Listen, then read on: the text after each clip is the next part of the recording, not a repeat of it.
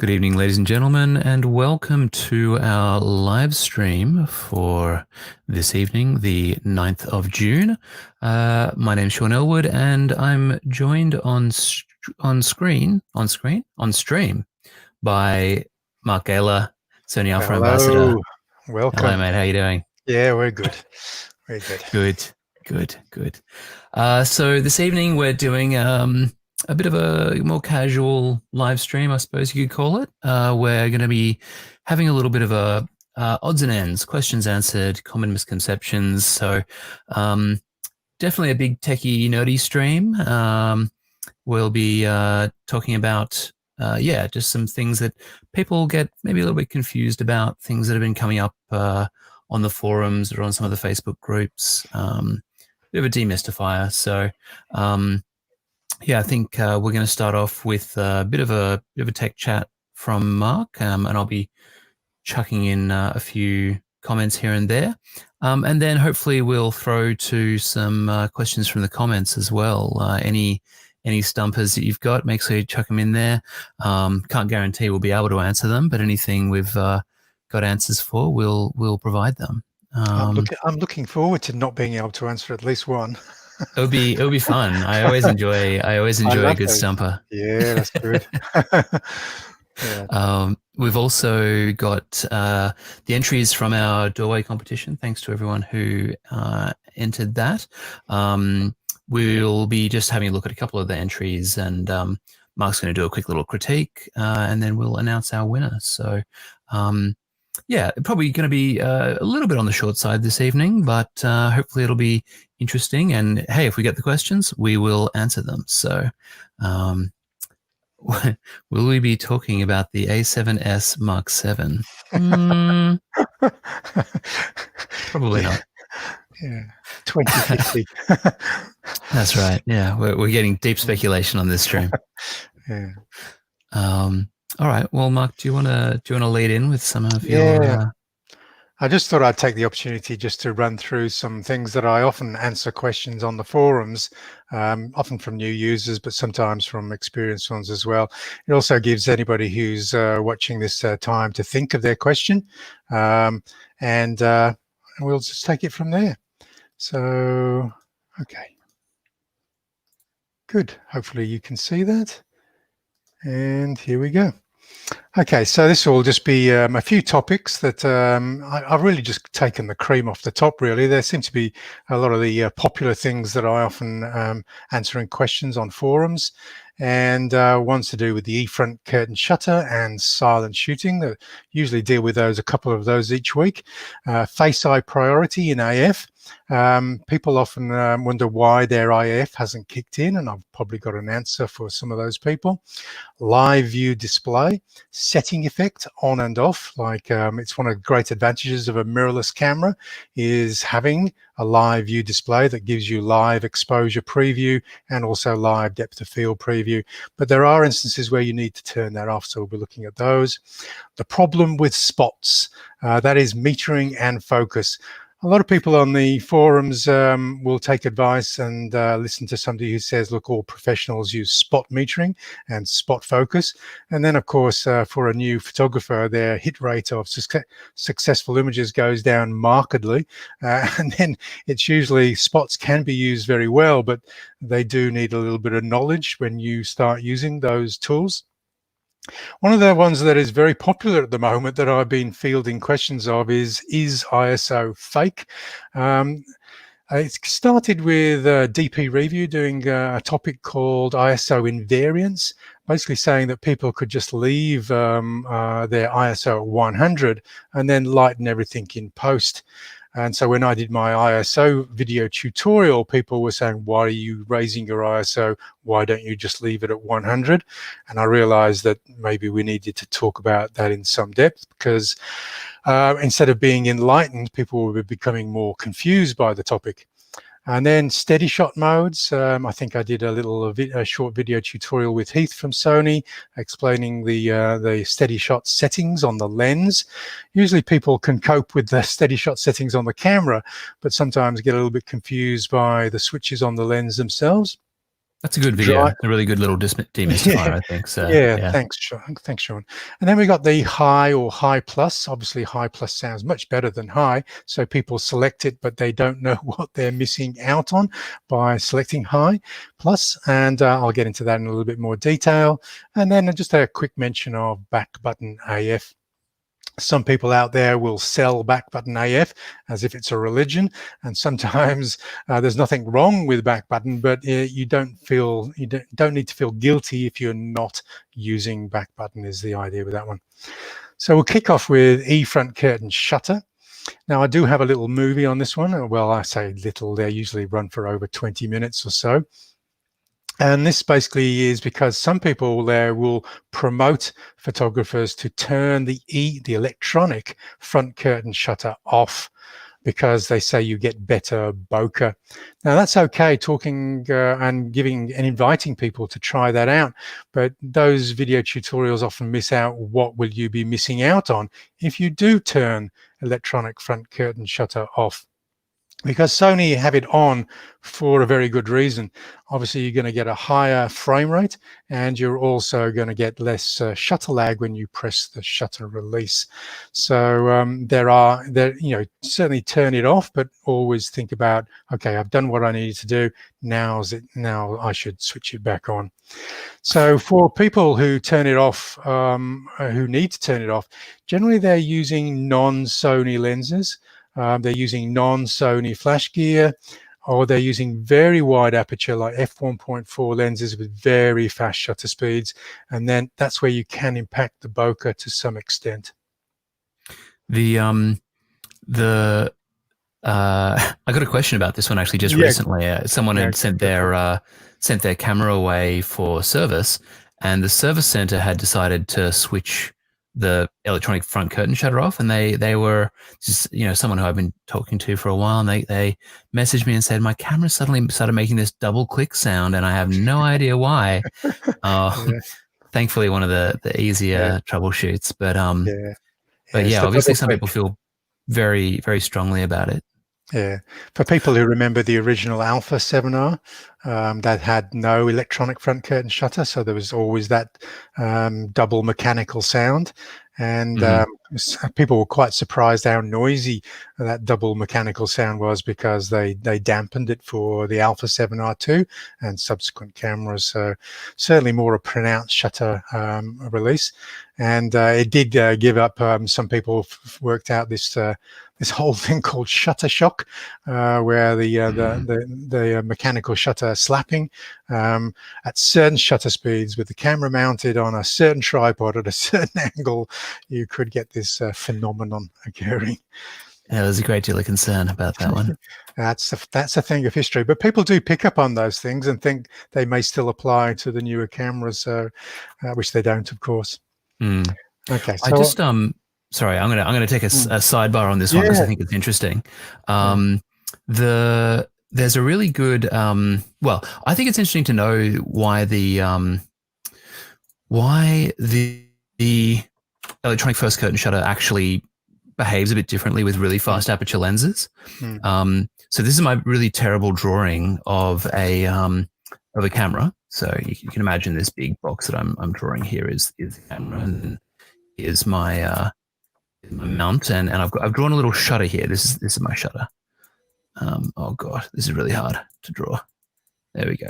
Sorry about I'm writing with a mouse. It's not going well. So this is your actual physical shutter. And if you've got a fast shutter speed, your other physical shutter will be going first in front, right? So it's going to be right here. And if you're using a physical shutter, then light coming from down here has got about the same chance of getting through as light coming from up here.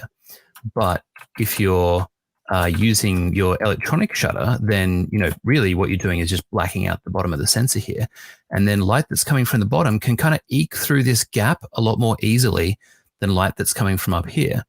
You can see how those two different angles sort of, if it's coming up like this, it can hit all this in here, but if it's coming down this way, then actually like these two line up. It's like a parallax thing, right? Like if you're trying to look at a ruler from one side or the other, and you can get a slightly different measurement. So that's the real reason why electronic first curtain shutter can give you uneven looking bokeh, because light from one part of the aperture will hit more of the sensor or less of the sensor as that shutter travels. So anyway, that's my little Yeah. sidebar. One of the things I did in my little movie was I compared the look of the bokeh or bokeh or wherever you pronounce it, and you know, somebody telling you that it definitely looks better in this image. Well, it's a very subjective thing, really, because I had to say that on some of the images I actually liked the bokeh from the electronic. There was certainly differences that you could detect, but saying one is definitely better than another, I think, was a very subjective issue anyway. No, people use anamorphic lenses to get odd-looking bokeh all the time, right? So Yeah. Okay, so obviously the electronic front curtain shutter also then flows through to the next topic, which is silent shooting. And I have noticed that, you know, silent shooting is a great thing to have access to when you need to be silent. But of course, then some people just leave silent shooting on all of the time, thinking there's no reason to actually switch it back off. And of course, that does cause many questions on the forums. Like people say, where's, you know, I can't select ISO 50, I can't take flash, where's my bulb mode gone for exposures longer than 30 seconds, I don't have access to picture profiles, picture effects, and auto HDR, and of course it all stems down to turn silent shooting mode off. And one of the main reasons to turn silent shooting off is because of something called shutter distortion, which is one of the reasons the Alpha 9 cameras are so good, because it does use a fully electronic shutter, which they don't refer to as silent shooting. And that doesn't have shutter distortion that all regular CMOS sensors have. Such an amazing sensor on the Alpha 9 that it can actually shoot silently, and also with absolutely no blackout, which is one of the great advantages to using that. Mark, I might just quickly, there's a few questions in the chat that I think are would be good to have a look at. An early one I that we stop got sharing so I yeah, can why see not? them? We'll just pop that off for a second. Yeah. Okay. So here's one from Jason Burge. A7R Mark IV is a great camera. The multi-shot feature seems perfect fit for still life. Why is it so hard to use with studio flash units? It only syncs at a very slow shutter speed. A real pain. So I think, you know, generally it's going to be because you're using actually what Mark was talking about there. You're using an electronic shutter for your multi-shot captures. So rather than using a physical shutter, which can you know, introduce a little bit of movement, even a tiny bit of movement for the kind of resolution you're trying for with those multi-shot composites, you know, is going to be a factor. So they use electronic shutter for that. And when you're using electronic shutter, you normally you can't even use flash. But with the multi-shot, you can, but it has, as you say, an extremely slow sync speed. And that's because electronic shutter just does have a really slow sync speed. In theory, the sync speed of electronic shutter is, for most cameras, certainly like the R Mark IV, you're talking about somewhere around a 1/13 of a second. That's just sort of what that's what the scan speed would kind of translate to. But of course, it's kind of academic in most cases because you just can't use a flash with electronic shutter most of the time. But yeah, for multi-shot, it allows it with, as you say, very slow sync speed. So that's kind of at the core of why that's a little bit cumbersome. And obviously, yeah, you have to take a lot of shots. You got to wait for a lot of power cycles on your flashes, and you can actually adjust the interval between the images in the multi-shot. But yeah, it's a process, that's for sure. Yeah, good question though. Great question. Yeah. He also right. Yeah. So Jason was saying he gets issues at faster than a 1/6 of a second, which is a little surprising to me. But I guess there's other elements probably in that chain. So yeah. Question from Mark Faust about the A7R Mark IV battery charge light. Um, is the battery still being charged when you have it connected to power, but the camera is on, or is the camera draining power from the USB? So the power draw of the camera is generally a little higher than the battery output. Depending on what you connect, though. So if you're using USB-C, if you're using a high amperage cable, but generally, while the camera is operating, it won't charge the battery, no matter what. So if you're operating the camera, you're not charging the battery up. And in most cases, what you'll find is that there'll be a very slow draw down on the battery over time if you're running it with the USB-C connector.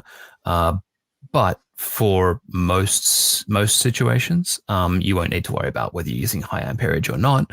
If you were doing something where you're going to have like a long-term emplacement, you'd probably want to make sure that you're running a 2.1 amp or whatever, just to get a really long life. Anything you want to add on that, Mark? No, that was good. I'm glad you're here, actually. Yeah, I generally don't shoot whilst connected to power, so I generally just answer, my own shooting situations. Mm-hmm. So, I mean, Craig there has answered about E-front curtain shutter, low light, high ISO, mm-hmm. And generally, it's very rare that I ever turn E-front curtain shutter off. I had to go out of my way when I was doing my video tutorial to actually find any negative impacts by having it on. So I ended up finding one by using an adapted Nikon lens. It's sort of really had to struggle to find these instances of reasons why I would turn it off, to be honest. Yeah. Craig, usually the reason why you want to turn your silent shutter off when you're shooting with LED lighting is because the scan speed's low, right? Just like we were talking about with Jason. When you go to electronic shutter, your scan speed slows down. Just the time it takes for the sensor to be read out is a lot longer. But the electronic first curtain doesn't actually take that long. It can be as fast as the physical shutter. And actually, there is some really clever stuff, because when you use a physical shutter, it accelerates. Like, it doesn't instantly hit maximum speed and then travel at a constant speed across the sensor. It speeds up and then it stops. And so what we have to do with the electronic shutter, because electronic shutters don't have to accelerate, they can just go bang at the same speed the whole way across, but they actually have to code it so that the scan of the sensor accelerates a little bit as it begins, so that it matches the physical shutter that's going to come after it, which is cool. But normally the thing that slows down electronic shutter is the readout, right? So you got your first shutter, which goes bang across the sensor, and then the second one has to follow it at the same speed. And if your readout takes a long time, which is generally the case, then the first shutter has to go at the same speed as that. You just have to artificially slow it down. But with electronic first curtain shutter, you can just have that first one go at exactly the same speed that your physical curtain goes at, because it can be really quick. And there's no problem. So yeah, in most cases, no real reason to switch if you're shooting an LED. Yeah. And Mark Faust has just asked the question about, he's got to do 2-hour live streams. So would you just be ejecting the actual battery and putting in one of those dummy batteries connected to the mains in that instance? Look, for a 2-hour, I wouldn't have any concern about running USB power for a 2-hour live stream. It would be more in cases where you were doing a long, like a multi-day, a time lapse or something like that. Then I'd be thinking like, we probably need to think about a dummy battery or something along those lines. But yeah, for a 2-hour thing, so long as you've got, you do have your USB power in at some sort of reasonable amperage, then you should be in business. Cool. Shall I jump back into my? Yeah, why don't you just? Slides? Yeah, okay.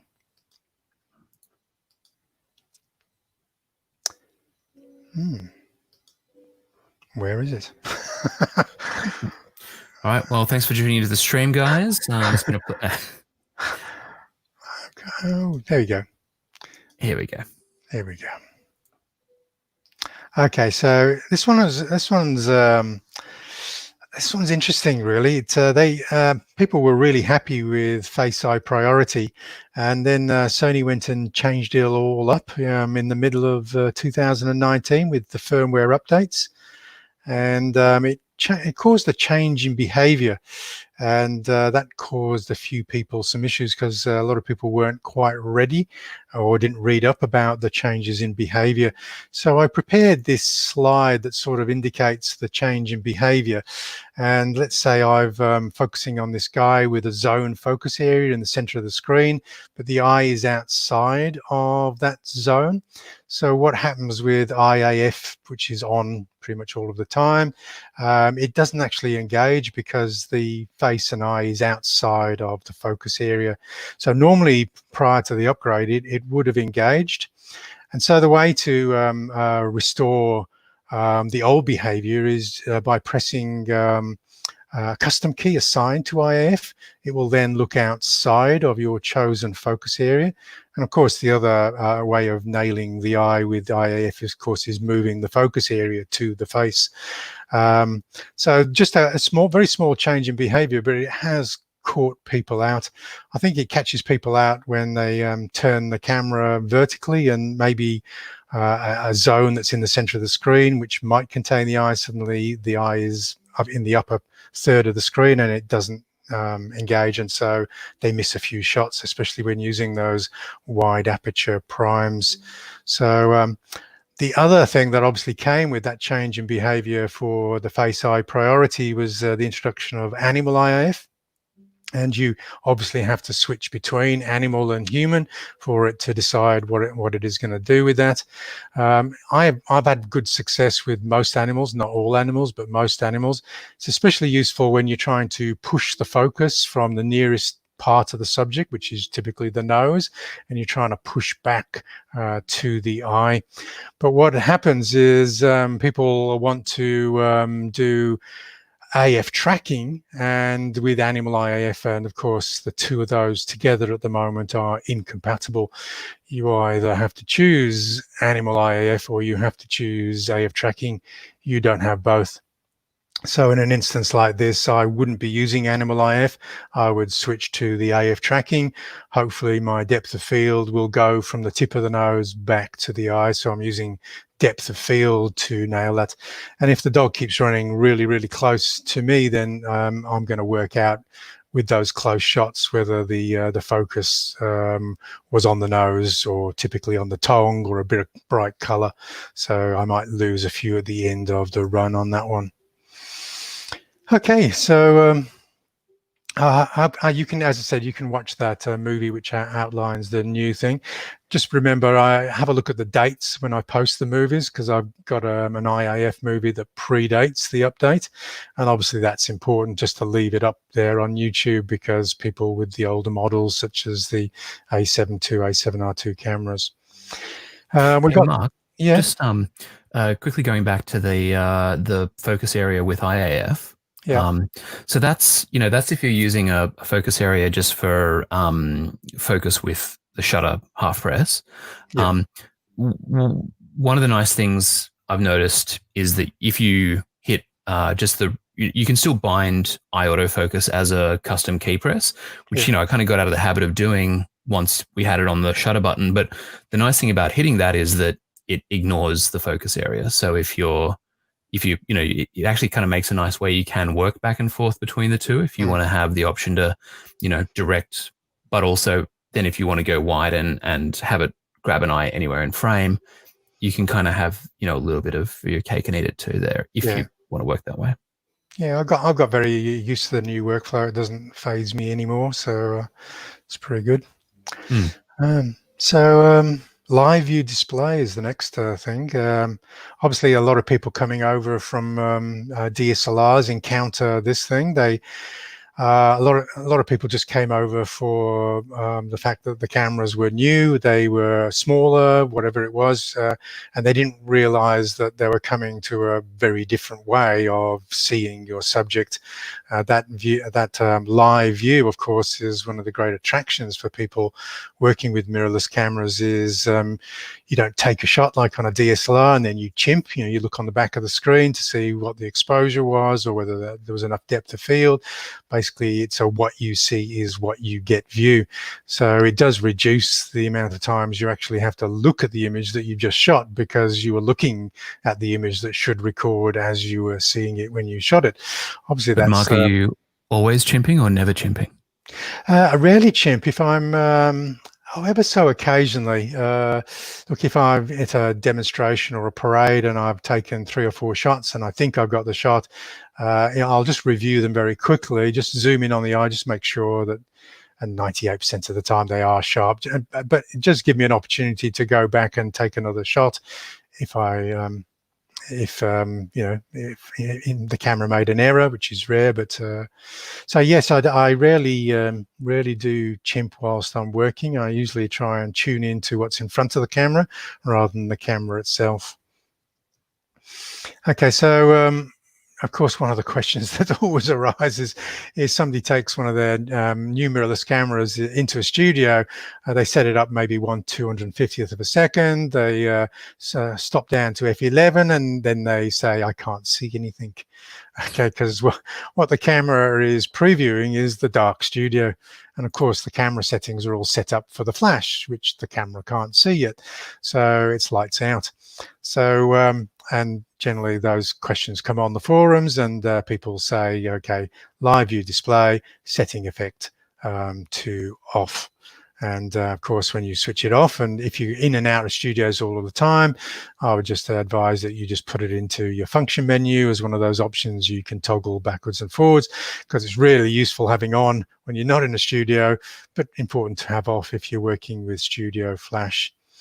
Coming over to a couple of the things that in that workflow where you are in a studio where you have switched it off, there's a few settings that people do miss, because you know people who are new to the camera trawl through the menus, but the next 3 things I'm going to highlight are not actually in the menus. Well, they sort of are, but you have to be assigning a custom key to find them, and that's very easy to miss if you're not assigning your custom keys. So one of them is something when the setting effect is switched off, so you can see your subject, but you've got this option to assign aperture preview to one of your custom keys, which will give you a view of, have you stopped down enough to get the other objects in focus, or if you have, or are they coming too far into focus? So that does give you the aperture preview, but still see a bright view. And then some people want to see how much the ambient light in maybe the studio or in a dark location is actually contributing to the final shot. And that's where one of the other features comes in, which is called shot result preview. This momentarily just goes back in to the setting effect on, just so you can momentarily see, okay, so the ambient light in the studio isn't contributing very much at all to my flash shot. And while we're on to that subject, and it's sort of connected to that setting effect off, is for astrophotographers, and it's something that can be assigned to a custom key, which is something exceptionally useful called bright monitoring. This is more than just having setting effect off. It actually sort of, it's like having night vision on your camera. Suddenly you can see to frame the night sky. Obviously, then an astrophotographer would want to zoom in to focus on a pinpoint brightest star. You do lose your bright monitoring, but you can just focus on that star and then come back out and go back into bright monitoring to frame. Yeah, it's a great feature. I think, you know, for anyone who's shooting astro, if you're not using that, you're shooting yourself in the foot, because it's, yeah, it's wild. Yeah, for some people who are tired of having to reassign things to various custom buttons, and obviously we're never going to get into a situation where we got 20 custom buttons on these cameras. But one of the great things that's appeared on the A92 and the Alpha 7R4 is the ability to completely reset the camera to a completely different default.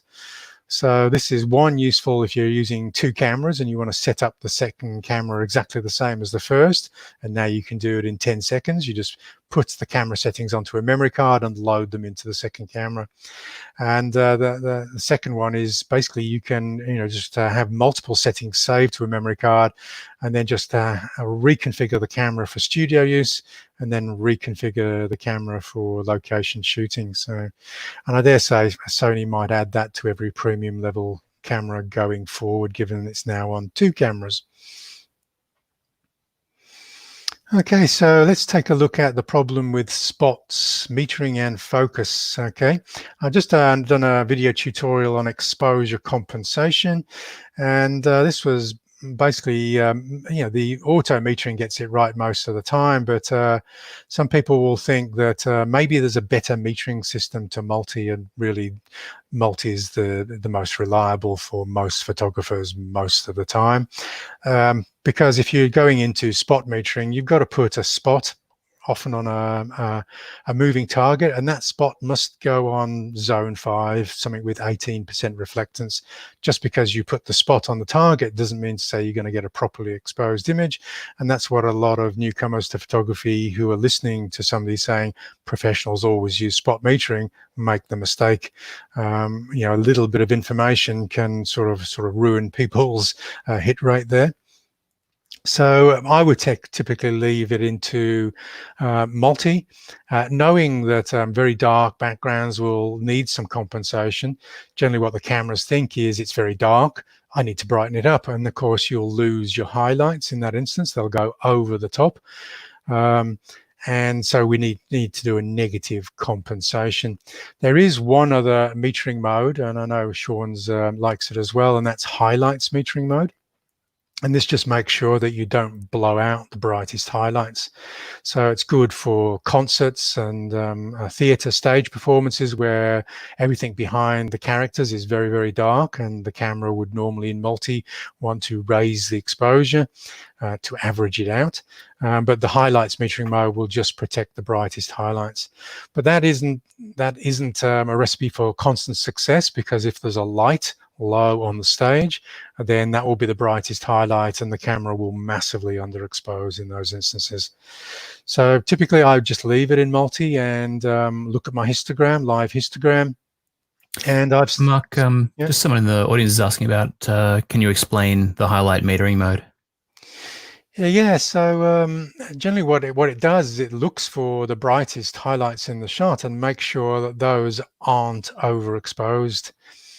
It does tend to be a little bit pessimistic. It seems to be a little bit more geared towards JPEG shooters that don't have any recovery in the highlights in post-production.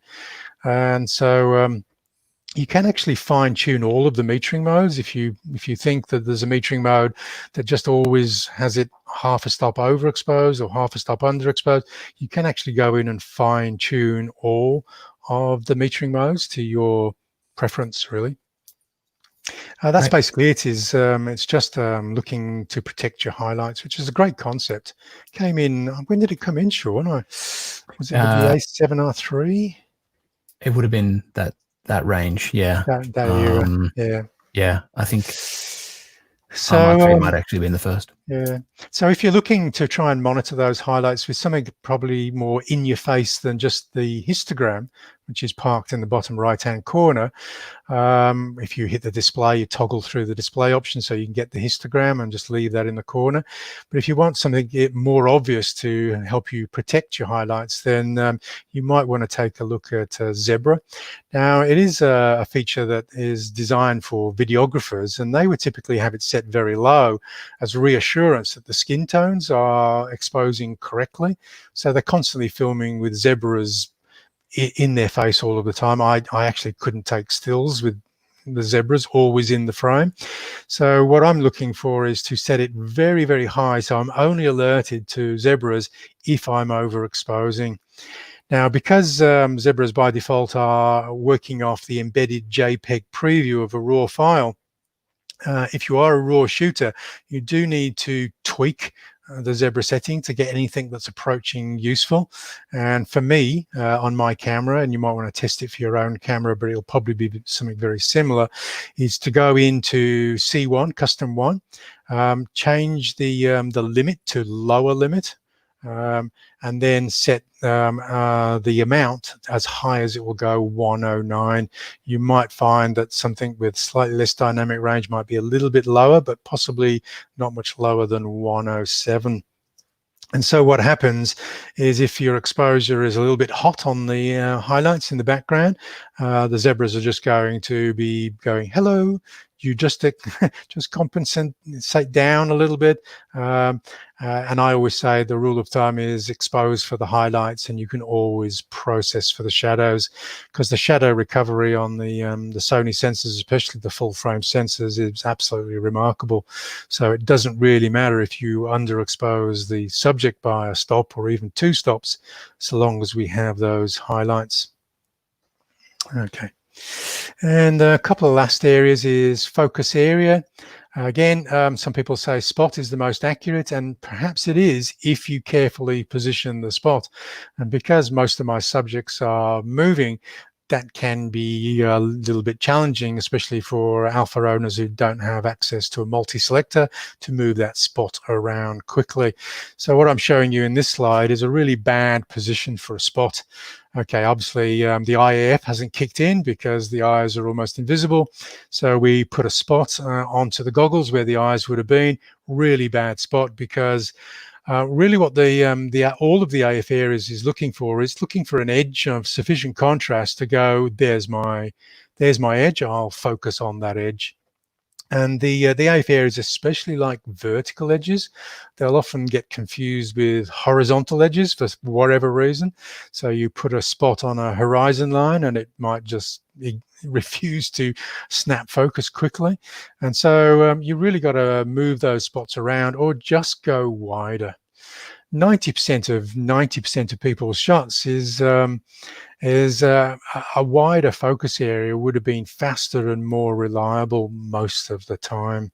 So for instance, I put in this image to show you that the camera might be confused by the grass that the dog is running through, and the grass is closer, so it is an opportunity for the camera to lock focus or track focus on the grass rather than the dog.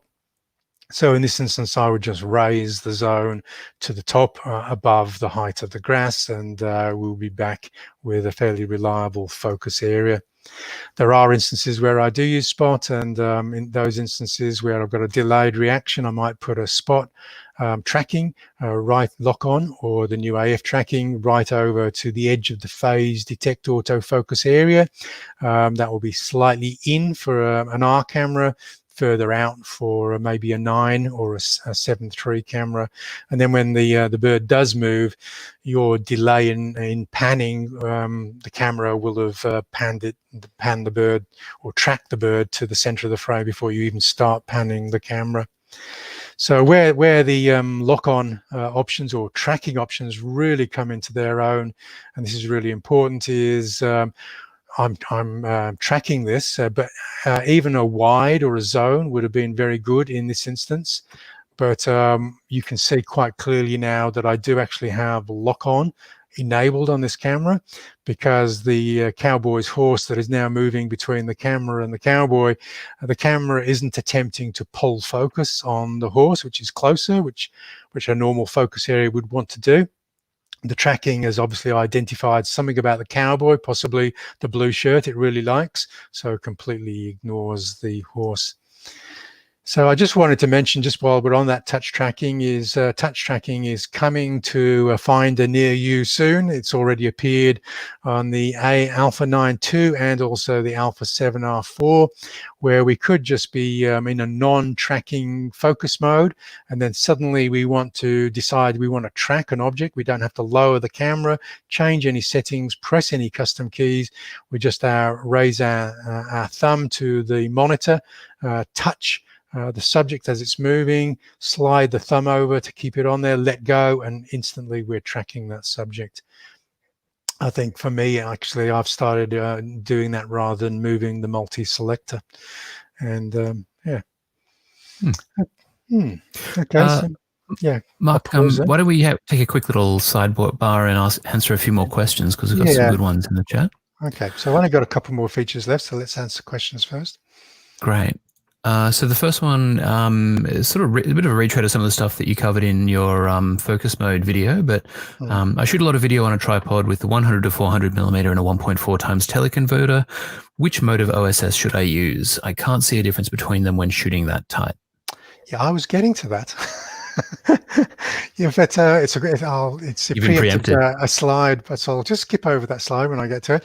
Okay, it used to make a difference. You used to have to turn steady shot off especially with these longer telephoto lenses, especially with longer exposures, the vibration of the OSS in the lenses, the gyros working in the lenses, would set up some vibration, which would be very noticeable on those longer exposures. So it's always steady shot off. And you'll still see this on the forums, and I'll still write it into my landscape memory settings to switch the steady shot off. Now, where it's still important to switch the steady shot off is with non-Sony lenses. But Sony at some time, and I must have missed the date when they chose to refine this, is the camera now seems to know that it's steady, and so those gyros in the lens shouldn't be working anymore. So it's almost like it's automatically disabled the vibration coming from the lens. So it actually doesn't matter, which is good, because a lot of people forget the switches on the lens itself. And so, yeah, it's a good question, but it shouldn't make a difference. And obviously, sorry, there's a clarification to that question. Okay. So, well, it really won't make a difference between 1 and 2, whether it's 1, 2, or off in that instance. Yeah. Yeah, I suppose if you were going to use stabilization, maybe if you were worried about, you wanted to smooth out some handling motion, because if you're doing a bit of panning and that sort of stuff, you might decide that you wanted to have some stabilization if it's not locked off, right? Because he's doing video, so if there's a bit of panning, you'd probably want to use mode 2, just because it won't fight you as you try to pan. So okay, I forget that some people want to move their cameras whilst on a tripod. Something that I don't think I ever do, actually. But yes, there is that possibility that if you are going to pan left to right and the lens is on a tripod just because you don't want to handhold because of the weight, then mode 2 would definitely be the right choice. Basically, we know that there's 5 axes of stabilization on the steady shot inside. There's only 2 axes of stabilization on the lens, and what mode do is it's disabling one of those axes, so it's basically giving the camera permission to move left or right, but we'll still try and steady you if there's any vertical motion going on at the time as well. Yeah. So yeah, RYZ photo, probably mode 2 is going to give you better ability to pan left and right, but it's still going to stabilize a lot for vertical motion. So that'll probably be the serving suggestion there. Harrison Tong has a real stumper. I'd love to get your input on this one, Mark. Is there any way to set recall custom hold to different functions depending on the mode the camera is in? I use custom mode 1 for my panning shots and use the AEL to switch to a faster shutter. Now, Mark, I know you can have different custom buttons set up for stills movie playback. So if one of your modes was a movie mode, then that's really simple. You can just have a different custom function for when you're in movie mode.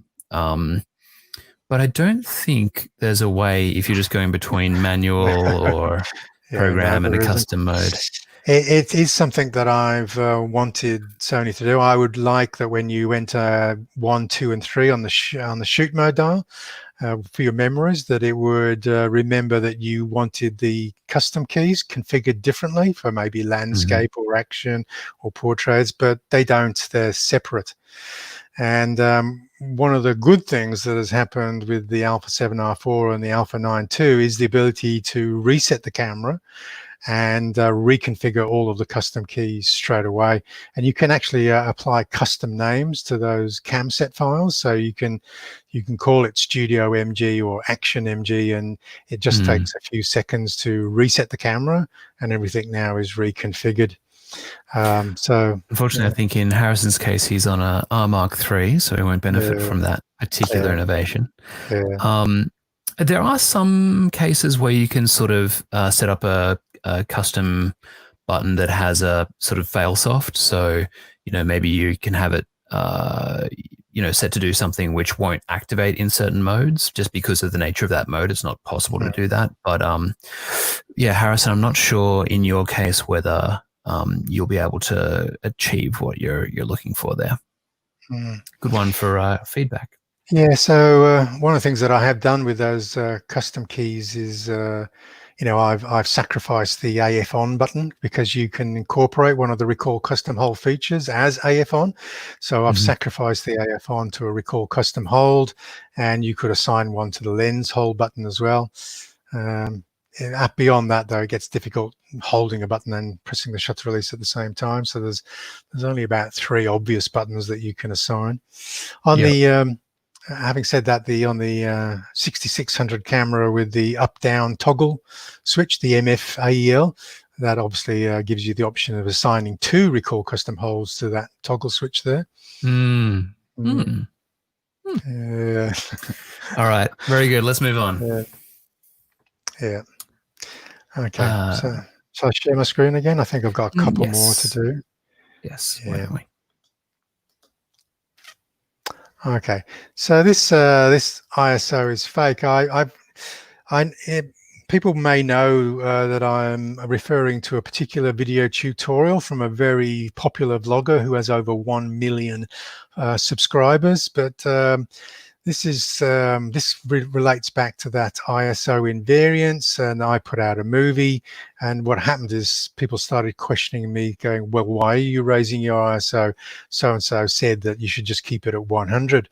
And I don't know whether so-and-so actually said that you should keep it at 100. He was explaining that there was no actual difference in quality if you raise the ISO, say 2 EV, or you left it at 100 and raised 2 stops in post. The quality difference was the same. And so this, you can actually see who I'm talking about now. There's a picture of him there and his name. And this spawned lots of videos in response to this, going, so-and-so's wrong. Okay, and of course it just confused the hell out of a lot of people on the forums. And so what I wanted to basically say is that, yes, there are instances where you can keep your big dynamic range at high ISO 100 and then just raise the exposure in post. But obviously there's many occasions where you can't, that's not applicable, especially to a mirrorless camera. Because if I'm massively underexposing because I've got 1/2000th of a second and I'm shooting at ISO 100, then this picture of this eagle in my finder is going to be pretty much black. And also that is almost going to negatively impact on the focus capability of the camera as well, I'm pretty sure. So it's just it's not something that you can exercise as a blanket rule of thumb, just leaving your camera on ISO 100. And the other thing that I don't think was really covered in those video tutorials, or not the one that I watched either, is the fact that Sony used something called dual gain sensors. And there is a sweet spot, a second higher ISO value, which is usually a sweet spot which has a slightly higher dynamic range. So this image that I pulled off from my Alpha 9, I shot with a fixed ISO of 640. Because the dynamic range actually grows a little bit more than ISO 400 on the Alpha 9, so I can get a little bit more dynamic range just by raising the ISO slightly, and also the noise is slightly is easier to deal with as well. So it's certainly a complicated subject, and if you want to get into a bit more detail with that, then you can just pick up my video tutorial. This is the steady shot, which we sort of covered, and I've got a video tutorial on YouTube as well. One of the things I wanted to point out is a lot of people who have the great advantages of steady shot inside, or IBIS, is in-body image stabilization, is that if they are working with ISO auto, often the camera won't showcase or get the best out of their in-body image stabilization. For instance, if you're using the 1635, what will often happen in low ambient light, the camera still thinks you need to shoot at 1/50th or 1/60th of a second. And I actually can hand hold much slower than I can handle 1/5 or 1/8 of a second. As long as I'm holding the camera steady and I haven't had 4 coffees that morning, I can usually milk that. And I do that by going into ISO auto minimum shutter speed and then selecting from standard to slow to slower. Or you can just physically go and select 1/8 of a second as your minimum shutter speed, giving permission basically for the camera to use those very slow shutter speeds. And you should, at the very first light of day or the very last light of day, be able to hand hold a landscape image with the aperture stopped down to f8 or f11 with the ISO at its best dynamic range, ISO 100. And here's an example. Okay, and occasionally you can get lucky, and I always say, see how low you can go. I would typically take 3 or 4 shots when I'm doing super slow shutter speeds. This one, if I'd shot with a recommended standard shutter speed for ISO auto, I would have fired off at 1/160th of a second at 12,800, and this was on a crop sensor. I actually shot it at 1/8 of a second at ISO 400 at 113 millimeters. So you can see that in-body image stabilization is certainly worth having for some photographers. I see this on forums when they're talking about the difference between the Alpha 6400 and the Alpha 6600. People will often say to newcomers again, "Oh, don't bother with the steady shot inside. It's not that great." Okay, and I've just shown you a picture handheld at 1/8 of a second. So this is where it comes into the mode 2 with the panning, slightly different sort of panning. This is handheld panning. This is where I'm panning with, really it doesn't really make a difference to have mode 1, mode 2. Typically, I would have steady shots switched off if I'm firing off at 1/2000th of a second, but I might switch it to mode 2 if I'm working with 1/250th of a second, getting this movement blur, and this is when it would come back on. There is also a note that if you are doing that those slow shutter speed pans in bright ambient light, if you're on shutter priority, it will sort of force the aperture to close down beyond f8, maybe even beyond f11 to pull that slow shutter speed. And you just have to be aware, what model camera you're having, where phase detect autofocus cuts out. You can physically stop the aperture down too far, and what happens if you're in continuous medium or continuous high drive mode, the focus gets locked on the first frame and then doesn't move for the subsequent frames in the shot.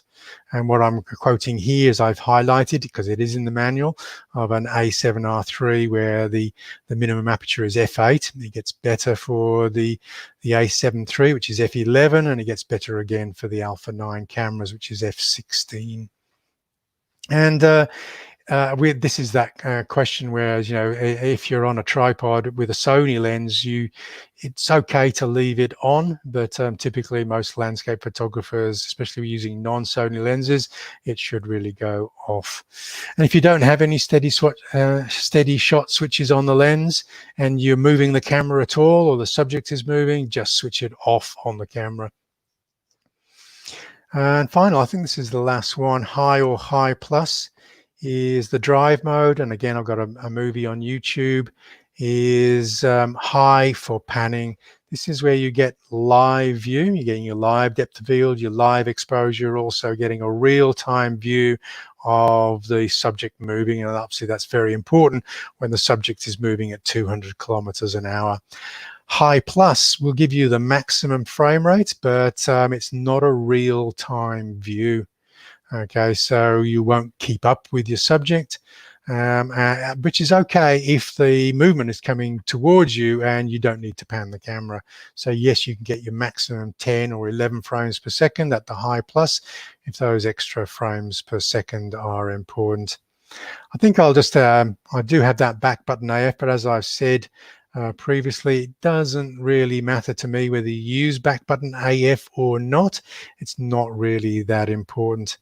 So I'm just going to stop sharing there. Great. And Thanks, Mark. We've got a couple of extra questions, so I might just throw to those now. There's a couple here which are maybe more for you than for me, because I can't really pass comment in on some of these. But there's a question here from Nicholas asking, Sony cameras are praised for their quality and criticized over their menu system. Well, how do you think that could be improved? okay, so I set up the camera, so I'm working off the shoot mode dial, the registered memories on 1, 2, and 3, and I can fine tune those settings by pressing custom 1, custom 2, custom 3, or custom 4. Occasionally I'll need to drop into the FN menu, which are the 12 menu items I need to get occasional access to, and I go into the actual menu to reformat the card. So the reality is the menu system is not that important if you've got a workflow where you don't need to dive into those menus. Like if you said to me, what page is E-front curtain shutter on or off on, I would go, well, I put it in my menu. And if I use it a lot in my FN menu, but I don't have a clue where it is in the menus really, except probably there's a shutter tab called there's a menu tab called shutter now, so it's probably in there, and it's color coded and stuff. But I think if you said somebody who got around the New York subway system, really easily, and then they went to London, they would say this is a travesty of a system until they'd lived there for a year, and then probably they were wondering what all of the fuss was about. There are a couple of clangers, I have to say, that I wish Sony would sort of sort out or put double entries so people looking for it can find it, even though they've probably gone to the wrong place. Like one of the things that slightly annoys me is touch operation on and function of touch operation are well away from each other in the menus. They're like oceans apart. And so what I've done is I've just put them next to each other in my menu.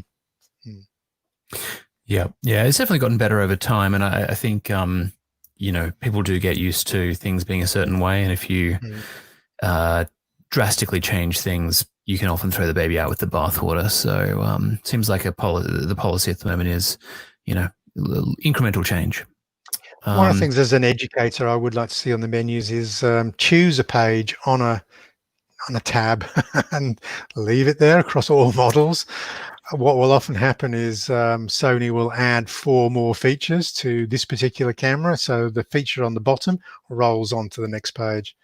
So I can't say it's on page 6. I just have to say it was on my camera at this year. I definitely feel that pain. Yeah, you always have to get the right camera for troubleshooting. James has a question that sadly I can't really answer because unfortunately why questions are a little outside my remit. But so he's asking, can I ask why there's no lossless compressed RAW in Sony cameras? Love the A7R Mark IV files, but they are huge. The default RAW format is technically lossy, but for a lot of people who I think believe they need uncompressed RAW often don't, which is not to say, I certainly don't want to tell anyone like, no, you don't need uncompressed RAW, just forget about it.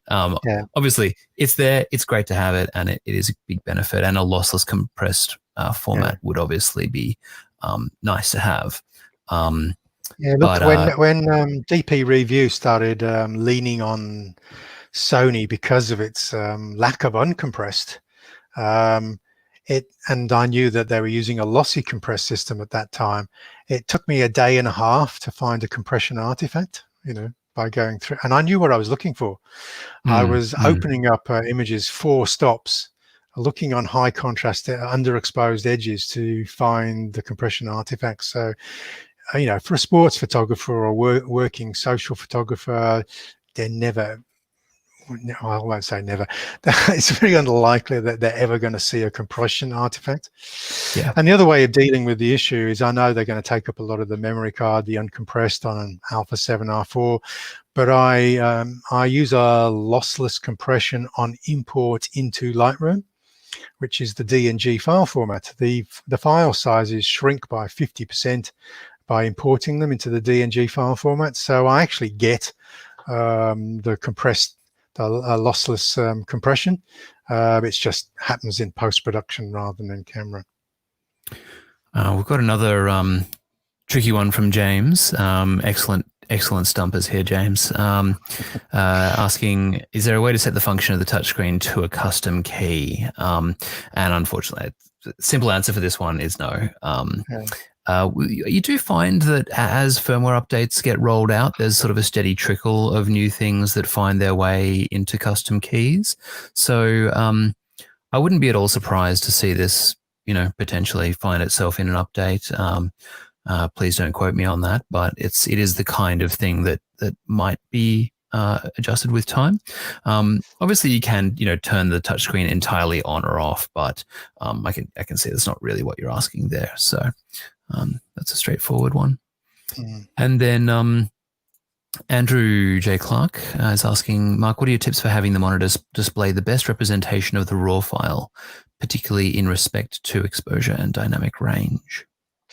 Ooh, that's a tricky question. It's like, what are you using the monitor for? To get a close representation of what you want to see in post? Or are you using it to gather information that is very different, but you're pre-visualizing something completely different? So, you could, for instance, set the monitor display to black and white if you're going to post-produce the images to black and white, or you can lower the contrast so you can see rich detail in the foregrounds, like the reason that a RAW shooter will use dynamic range optimizer so they can see the shadow detail, even though that doesn't flow through to the RAW file, but they know that they can move the shadow slider to emulate what they could see in the camera. So it's a tricky one. That it's people will choose different things depending on what they're trying to get the monitor to do. It's important just to know that the creative styles and the dynamic range optimizer and your white balance, they all feed through to what it is you're seeing on the monitor. So you can definitely fine tune that monitor to gather information for what it is that you want that monitor to do.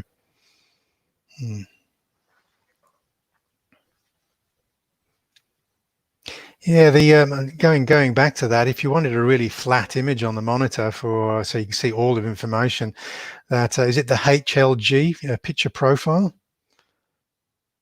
Ooh, you have no volume, Sean. My mistake. I was typing something.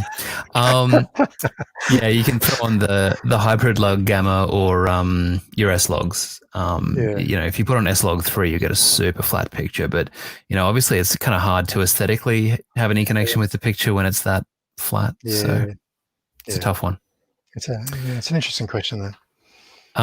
Nicholas Duho has got another good question, which is, would it be technically possible to have digital ND filters in camera for long exposure without having to carry a filter kit? We actually have cameras that do this. If you look up the FX9, it's not a particularly affordable camera. It's not really designed for stills either, and it's only APS-C, so you might not like it that much. But it does have a built-in ND filter. It's not digital. It's still physical, but it's a variable and variable over time, not over the frame ND filter. And you can actually set it to auto, so you can be shooting and have constant shutter speed, constant aperture, and have the camera still adjust exposure just using the ND filter to kind of move to indoors to outdoors, that sort of thing. But yeah, beautiful camera, not for stills. So yeah, look, theoretically it's a possible thing. Whether it'll make its way into stills cameras is an open question. Look, I definitely think it's an area where all the camera manufacturers can work on this some more. If if you hire or borrow, or maybe you own a 400 G Master 2.8 with a little filter drawer behind, you're not going to want to buy a filter for the front of that lens. So putting one behind everything, which is, what's the filter thread on that thing? Was it 40 something millimeters or something? These are 42.5, I think. 42.5. Actually, that's going to be quite a lot cheaper. Yeah, And definitely.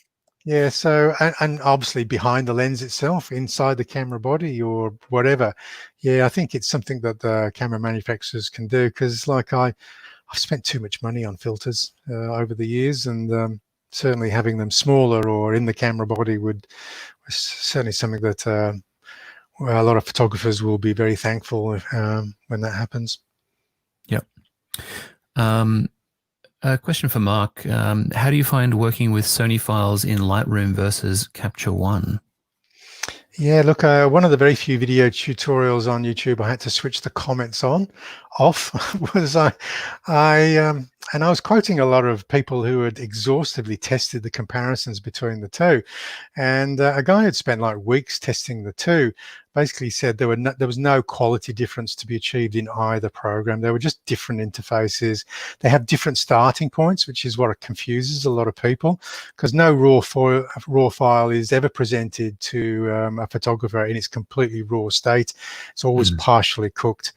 And what Capture One was doing is they were cooking the raw file a little bit more pleasing to most photographers. You know, there's a little more vibrance in the colors. They appeared sharper. There was a little bit less noise. And that was nothing to do with that it was a better raw program. It's just they were doing some noise reduction and adding more sharpening than Lightroom was. And so there's nothing, I mean, the great thing about Capture One, because I don't want to be negative about Capture One, is it's there for the long haul. There's only two programs that have had legs over the decades, and that is Capture One and Adobe.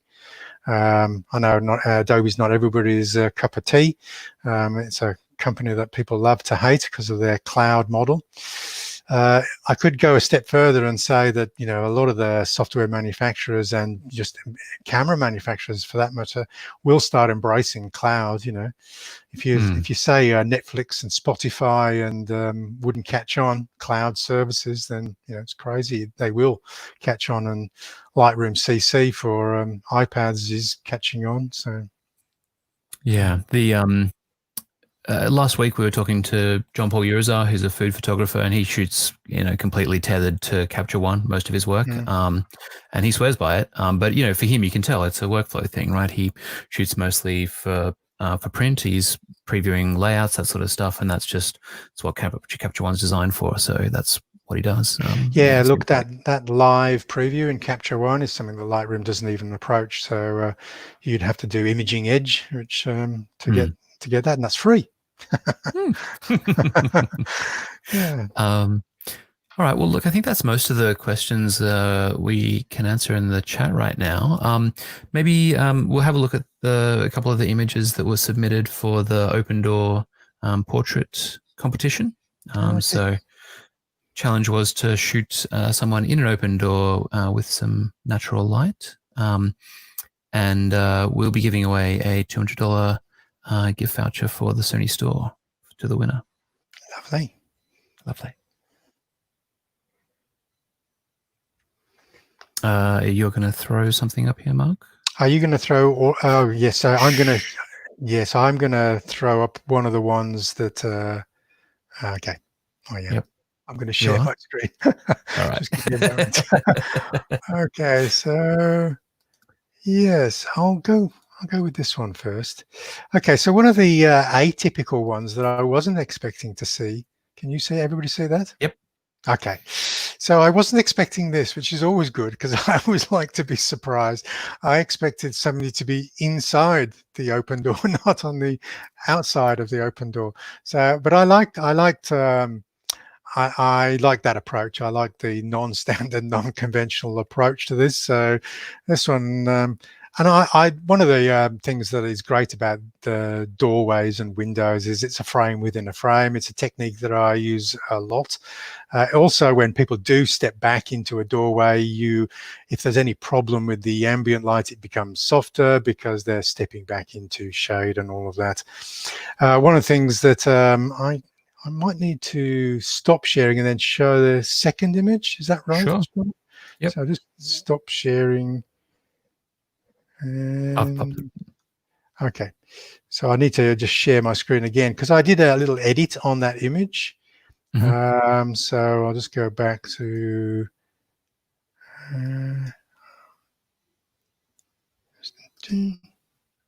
okay. So this is the same image. I've just cropped in a little bit more. I didn't think it really needed the mountains above the top of the open car door. We did clip somebody walking into frame on the left side. You may not have noticed that, but I tend to get distracted by things on the edge of the frame. So as I'm presenting a final crop, I just run my eye around the edge of the frame because you may be absorbed by the subject matter, but viewers' eyes may be pulled off in any different direction. So I've cropped off a little bit of color in the bottom right, the distant mountains above the door, and somebody walking into shot on the left there. So yeah, but I enjoyed that approach. It was very good. So so we got a winner, and I'm going to share that now. Is that right? Great. Yep. I'm going to do that. Good. So share screen.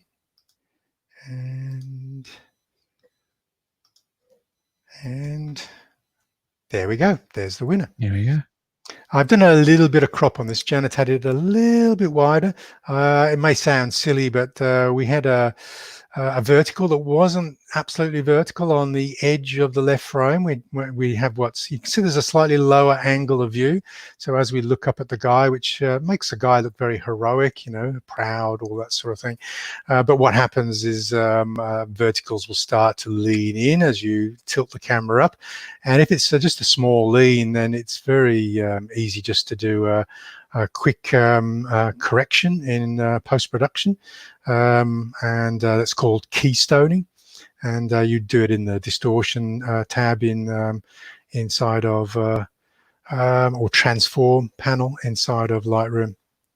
Okay, so the only thing I would say to Janet in this one is we're getting the really soft ambient skylight, on the face because he's stepped back into the shadows, but we've got a little bit of the sunlight on the arm there, which is a little bit distracting, and it looks ever so slightly hot. If it is a raw file, I would encourage Janet just to go to the white slider or highlight slider and just pull that in so the eye isn't pulled away from the face when we're viewing that. Okay. Okay, so... All right. Yeah. Thank you very much, Mark. And thanks everyone for tuning in this evening. We're going to wrap it up with that. So Janet, get in touch. Just message us on Instagram, the SonyAlpha.anz account, and we'll sort you out with your prize. And keep an eye on our Instagram for any future competitions as well. So guys, have a great night. We'll hopefully catch you soon. That's it from us. Okay, bye. Good evening. Oh, one last thing. Okay. We're busy judging Alpha Awards round 1. Judging is complete. We're just going into round 2 for Alpha Awards this week that we're in. Yeah, everything's ticking along very nicely. It's been a great set of images this year. Really, really strong in all of the categories. So I'm looking forward to sharing those when they're finished. Great. All right, guys, that's it. Good night.